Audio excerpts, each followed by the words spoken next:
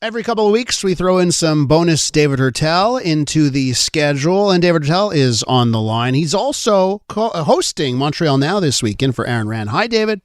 Hi, Elias. Okay, I don't know if you got to hear the Big Five this morning, David, but I want to start off with a topic that, we took considerable time on. Dan Delmar and Andrew Cadell and I discussed this, and I'm very concerned on this subject. It has to do with our wealth in this country, and I don't know if you saw Andrew Coyne's piece in the Globe and Mail this week, and it's titled this: Canada is no longer one of the richest nations on earth. Country after country is passing us by. And then he goes into the numbers, and they're striking. Canada's GDP per capita now lower than it was at the end of 2014, which is astounding. And the gap between Canada and the U.S. on that front, GDP per capita, it's $25,000. We could also go into the ills here in Quebec and subsidizing employers and that kind of thing, David. But I want to know your take. How concerned are you by these numbers where it's becoming clearer and clearer that Canadians are getting poorer? Very concerned. And I think that you are totally justified to have this type of conversation on the Big Five. And I think we're going to need to have more of these conversations, as difficult and maybe depressing as they may be, because right now, economically speaking, we are missing the boat. There's a massive transformation going on in our world, and especially in our economic world. It's, for example, if you look at the United States right now, which is by far the biggest economy in the world, and the latest numbers, they are humming. I mean, even though there are difficult sectors in the worldwide economy, the latest numbers right now in the U.S., which came out yesterday, shows that the United States is now the best job creation in its history. Yeah. In its entire history. Yeah. And that's deducting the pandemic recovery. So even if you take out the jobs that were recovered coming out of the pandemic, you still have record job creation. And we don't have that in Canada. Why? Amongst other things. And you've been following this for a long time. Take, for example, the huge development in AI. You look at in the United States right now, the latest results, the quarterly results that we've seen, the Magnificent Seven, those 7 major companies that are basically carrying the stock market in the United States. Well, their growth right now, if you just take the increase in stock valuation for NVIDIA, for example, well, that's the equivalent of GM and Chrysler's entire worth. Yeah. And so, and do you see this in Canada right now? But there are much bigger problems, and we don't have time to hit all of them. But yes, I think alarm bells definitely need to be rung. Politically, economically right now, Canada is in decline. And we have to talk about these causes and what needs to be done to turn things around. And two things, just, I think the wealth that we do have in this country is built on the house of cards, which is the housing market, where our homes are somehow double the price of a comparable home in the U.S., right, for no good reason.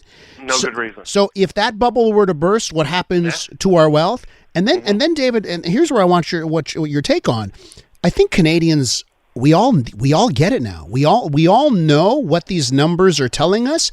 And the the Durham by-election that was on Monday night, a 35-point win for the Conservatives. And I know, listen, it's Aaron O'Toole's seat. It's a seat that has been won by the Conservatives for 25 years. I get that. But it was even a whopper given those given those metrics, right? Do you think Canadians are very much well aware of what's happening? We don't need these numbers? I do think that something is happening that goes beyond just the usual, Trudeau fatigue. There is right now an understanding, and everybody, even people with some assets, some, good job, and a decent financial situation, people feel nervous. They feel insecure. They don't feel confident about the future. And beyond that is that the Trudeau government came to power And it was basically boom times. I mean, at the end of 2015, I mean, we entered a period of economic growth that's almost unprecedented. And of course we had the pandemic, and then there was the spurt, coming back from the pandemic.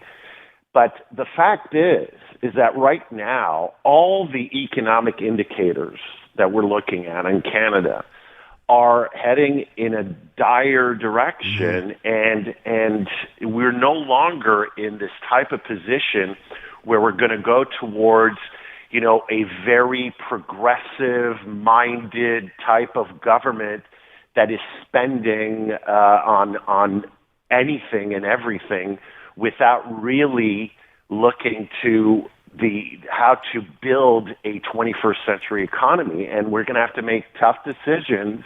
And I think that's why a lot of people are turning to the Conservatives. Yes, it was a big victory in that by-election you mentioned, but at the same time, even the Liberal vote just cratered. And so it shows that I think there is no trust right now in Justin Trudeau and Chrystia Freeland. Let's face it, when you look at those two individuals, you don't think about, economic Nobel Prize winners, But David, the craziest thing about Monday, and I mean it, literally the craziest thing. So 57% for the Conservatives.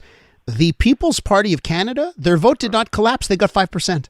I mean, that's so it's not like the Conservatives have swallowed up that extreme right vote. It's still there. It's still at 5% and they're still getting 57.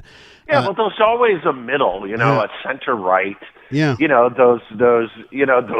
Those blue liberals and those red Tories that flip around every federal election. And I think right now, there's something those red Tories are heading towards.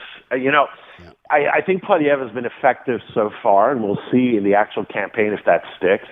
Has been able to show a kinder, gentler Poilievre.